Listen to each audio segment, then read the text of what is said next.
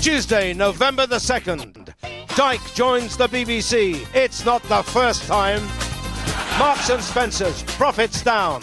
Staff lose their shirts. Charles calls for help during speech. Mummy? Please welcome a prince amongst men who's never afraid to speak his mind. It's Mr. Ian Lee.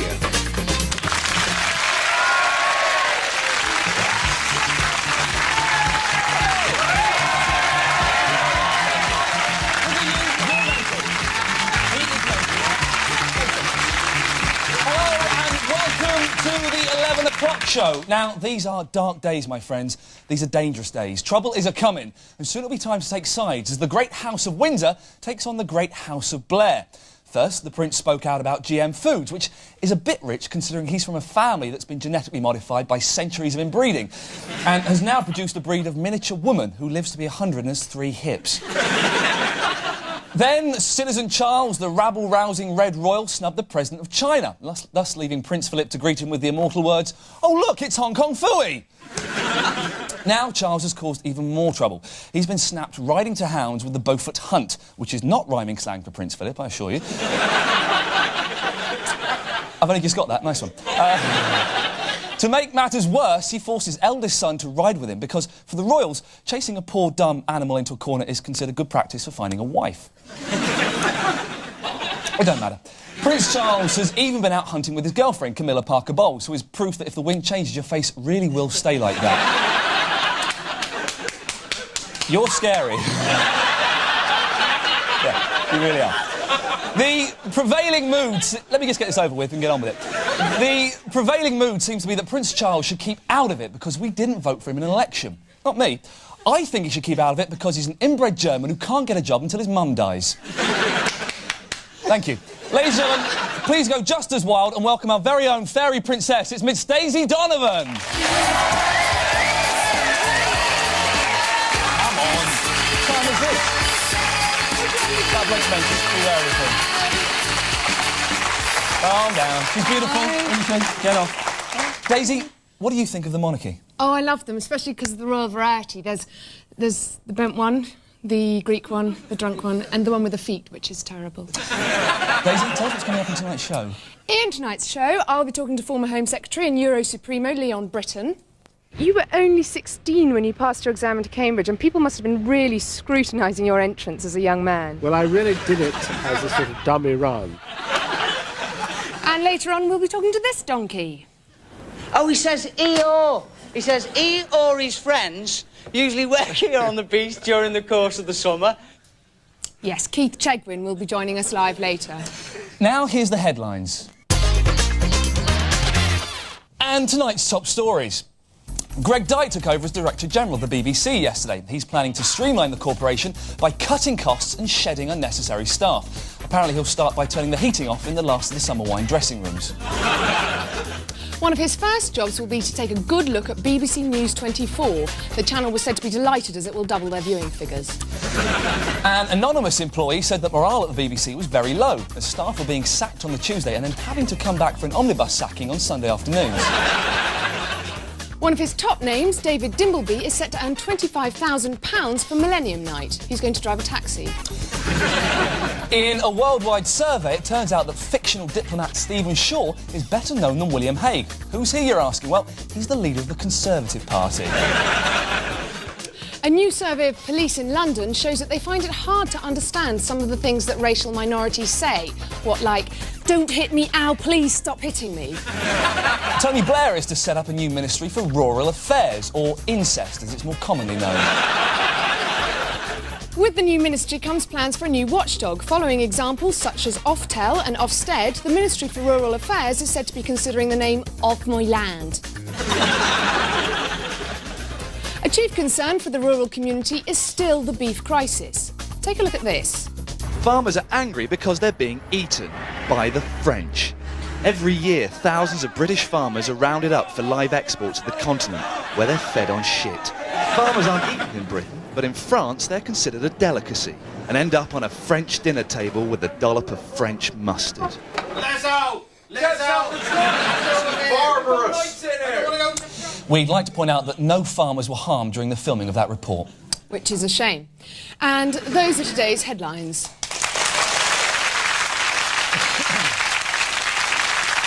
Daisy, do you know what you're up to on the Millennium yet? Oh, I don't know. I've got so many plans. Maybe a meal with friends, a party, go abroad.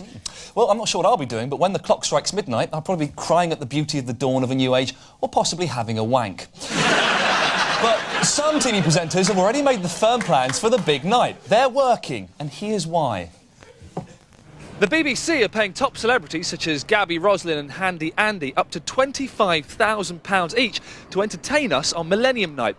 I've come here to London to see what the British public thinks. Top TV celebrities are being paid £25,000 to work on Millennium Night. Do you think it's right they're getting paid that much money? Not really, no. I mean, there'll be a lot of people also on Millennium, a lot of other people working Millennium Night, not getting anywhere near as much as that. No. Nurses, the ambulance service, thieves stealing bits of scaffolding and long bits of metal on their shoulders, something like that. I mean, is that the sort of stuff that you'd approve of? No. How much did you earn last Millennium, if you don't mind me asking? Last Millennium. last millennium is only once every 100 years, isn't it? How often is the millennium? It's only what? Once a year? Once a year. I don't... there was no hype associated with the millennium last year. Noel Edmonds is doing a Millennium special with Telecom Tower actually stuck up his arse. Is that something that you'd like to watch over New Year's? Depends if there's nothing else on. Fred West. How much will Fred West be getting paid for an appearance on New Year's Eve? Fred West the Killer? Yeah. Well, I personally, I'm not interested in seeing this chap on the evening. So the public think the celebrities don't deserve their record paychecks, but could they do any better? Gabby Roslin, for 8 hours work, is going to get 25 grand. All she's going to do... Are you all right with that stolen merchandise? All she's going to do... OK, I believe you. I believe you. I don't really. All she's going to do for 25 grand is just sit there, laugh a little bit too much, show a bit too much leg. If you can do something better than that for 6 seconds... If you can do it for 6 seconds, you get £5. Hey, look. Nice bit of leg, isn't it? Nice bit of leg. 6 seconds up, that's fantastic. You've just earned... You can calm down now, Gabby. You've just earned your £5. Cheers, thanks a lot, have a good New Year. So there we have it. With talent like that, who needs real celebrities? This has been Ian Lee, The 11 O'Clock Show, London.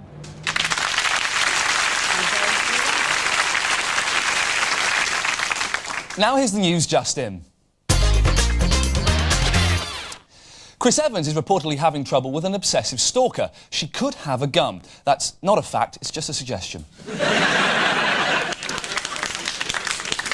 In Bristol, a milk float crashed and wrote off a parked car. The driver of the float said, "It all happened so fast, I only took my eye off the road for 15 minutes.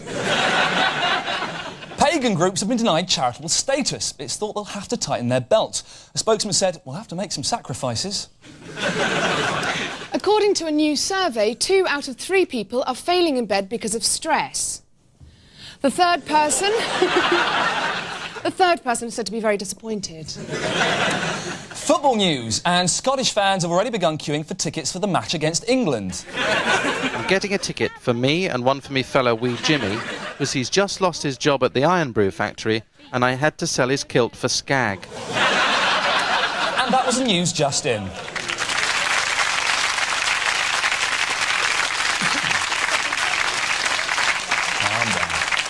The beef crisis is going from bad to worse. First the frogs and now the Hun. What we need is a strong presence in Europe fighting our corner. But who have we got? None other than former Home Secretary turned EU Commissioner Leon Britton. Do you think he's sharp enough, Daisy? See what you think.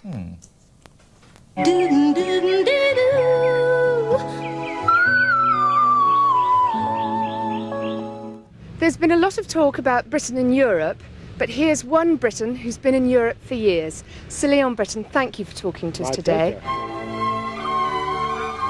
You were only 16 when you passed your exam into Cambridge, and people must have been really scrutinising your entrance as a young man. Well, I really did it as a sort of dummy run, the thought being that have a go, it's good practice.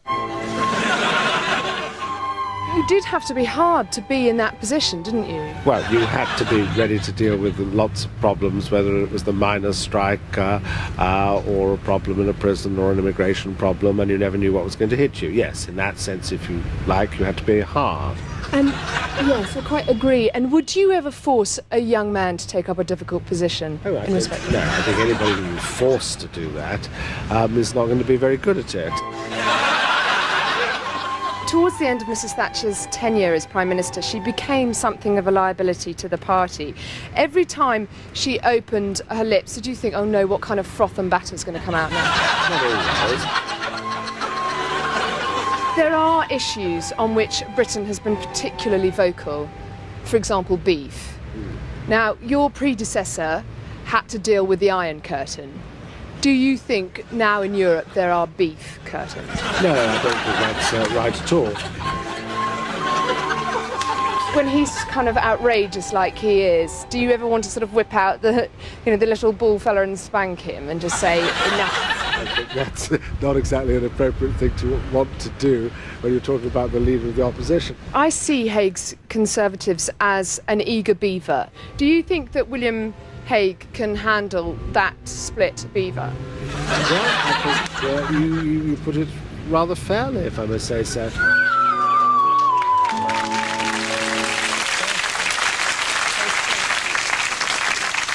That's the end of part 1. Coming up in part 2, we'll be chewing over the week's news with TV hero Keith Chegwin. But before that, it's been reported today that international terrorist Osama bin Laden is leaving his safe haven in Afghanistan. Here's DJ John Peel reminiscing about the time he spent with the world's most cheeky mass bomber. See you after the break. I remember the first time I worked with the Mujahideen. It was actually through Osama bin Laden who got me involved, and at that point the Mujahideen were less a revolutionary force and actually more a group of road builders, and I remember they'd got me involved because of the Radio 1 road shows, which I'd done so many of, but I think they'd rather got the wrong idea of what a road show was, and I remember at the end of the road when it had actually been made fully that Osama, who was quite a kind man generally, he said, let's have a 70s and 80s disco, you know, for the kids and that, and I lent him some of my records, but not actually realising that the main DJ would be Abul Hamza. You might remember him. He was actually in the third best Muslim Dr Hook tribute band in about 1979, and he was a very frightening man, of course. He only had one eye, so it meant he had no real depth of vision, and every time he put the Dinosaur Jr. records on, he'd actually put them on halfway through, and he'd wave his hooks in the air to try and get people involved, and they were rather scared, so they did dance, but not out of love, more out of fear, and when, of course, I got the records back, the hooks had scratched them terribly, and one of my limited edition Undertones flexi discs was very badly ripped.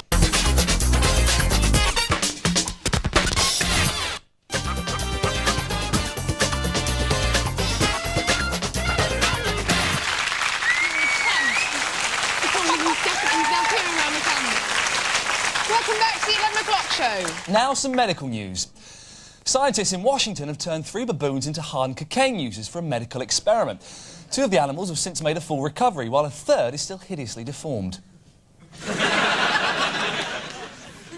Chemicals which disrupt hormone development and contain gender-bending qualities have been found in some of Britain's best-known baby foods. One young mother claimed, "It's brilliant, I've been able to return to work. Now my son breastfeeds himself." Now, this week, Greg Dyke joined the BBC as Director General Designate and is faced with the mammoth task of making Auntie the nation's favourite once again. So far, he's come up with asking Peter Sissons to start the news with, "You, Rickseens." Here to give him some much-needed advice is a man with 30 years in television. He's one of the country's leading broadcasters. Please welcome Keith Chegwin.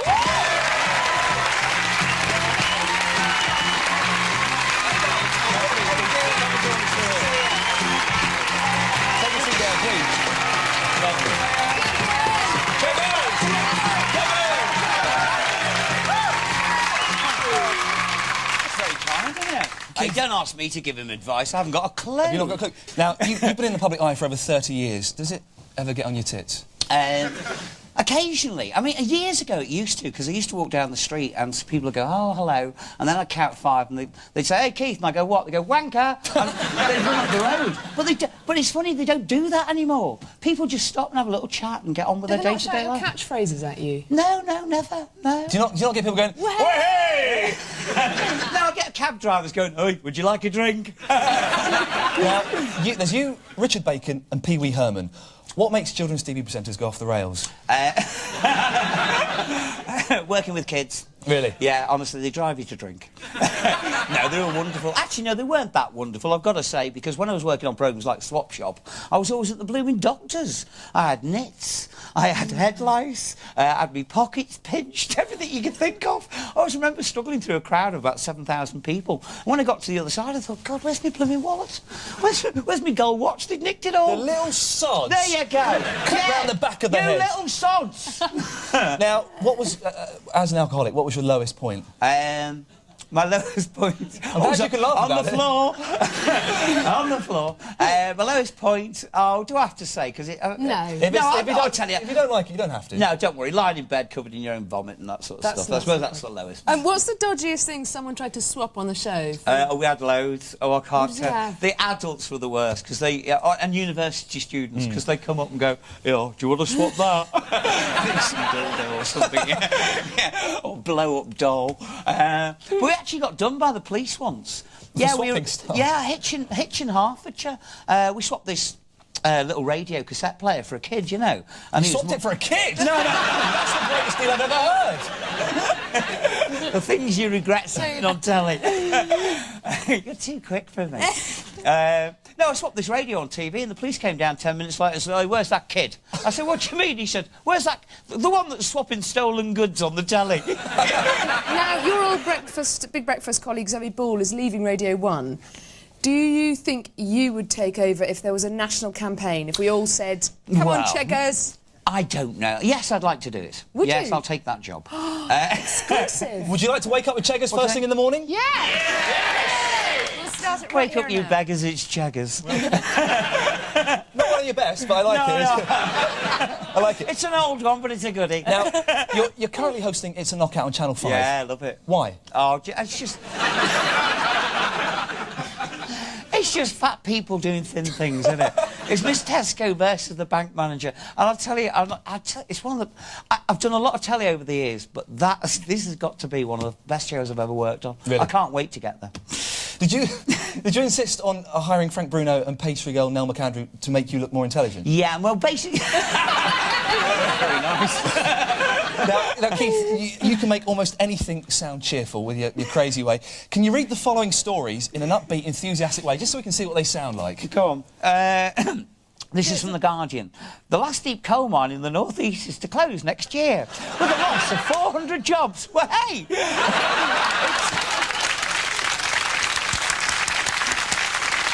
Do the next one. Yeah, go on. From today's Express, a zookeeper was crushed to death yesterday. Oh, what a shame. In Paris, after crushed by a hippo that he looked after for 20 years. Aww. Go to the last one. And finally, a young couple were recently found dead in the back of a hearse. What? The lady met up with a trainee undertaker for a romantic tryst in the car. When they parked, they left the engine running to keep warm, but carbon monoxide fumes out of the cake became the couple at the vital moment, and they were locked in an embrace the next morning. Well, hey. See, nothing you sound better than Cheggers, I think. Fantastic. Much better. Much better than Maureen Stewart. And now, finally, Keith, you've been reported as saying that in the future you'd like to play a baddie. Well, we've given it some thought and we think we've come up with the ideal role. He's got a monster, lives in a castle, and everyone is scared of him. See what you think. Go on.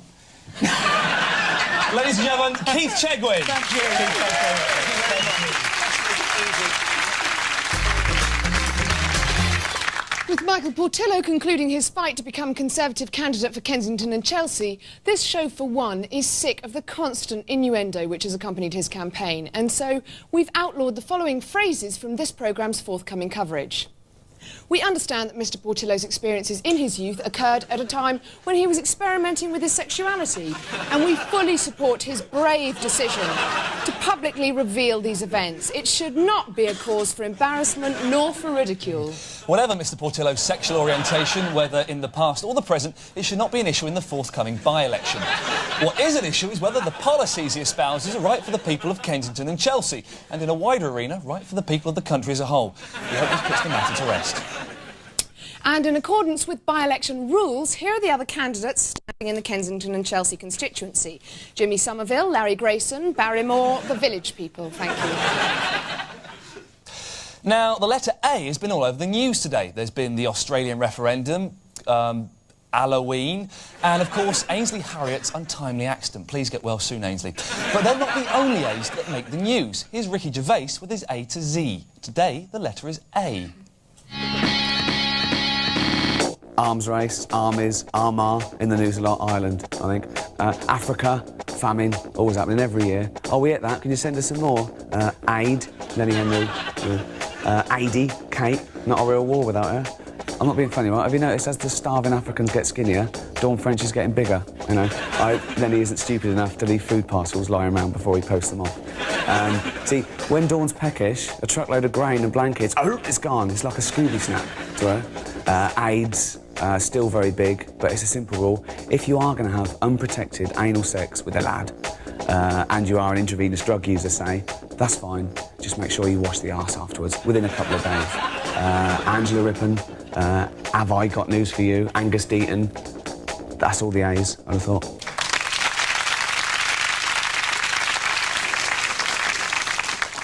Now time for more news just in. A train driver who was caught reading his newspaper in the cab of a speeding train has kept his job. Railtrack were going to throw the book at him, but another driver was reading it at the time. An 83-year-old man called Mr. Pink has been arrested for forging a prescription for Viagra. Police described him as a hardened criminal. Scientists are investigating a possible link between deodorants and cancer. Many who use roll-ons have been advised to check their balls. An internet-ready home with £25,000 worth of computer equipment installed has gone on sale in Watford. The house has special devices allowing you to turn on the lights and heating in any room. The technical name, I believe, is switches. The News of the World sensationally uncovered a policeman dealing in ecstasy. Suspicions were aroused when his siren went off and he got out of the car to start dancing. That was more news just in.